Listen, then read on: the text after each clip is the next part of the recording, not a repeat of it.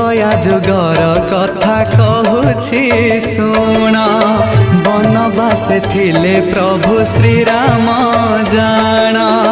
संगे थिले पत्नी सीता भ्राता लक्ष्मण सीता को जे हरि नेला दुष्ट रावण शोकातुर होई पुणी प्रभु श्री राम दश भुजा दुर्गांकर कले पूजन।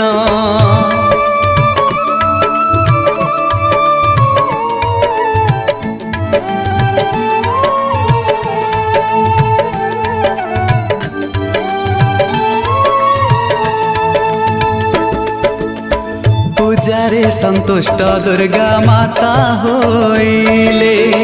श्री रामचंद्र को शून्य वाणी करिले आविर्भूत हे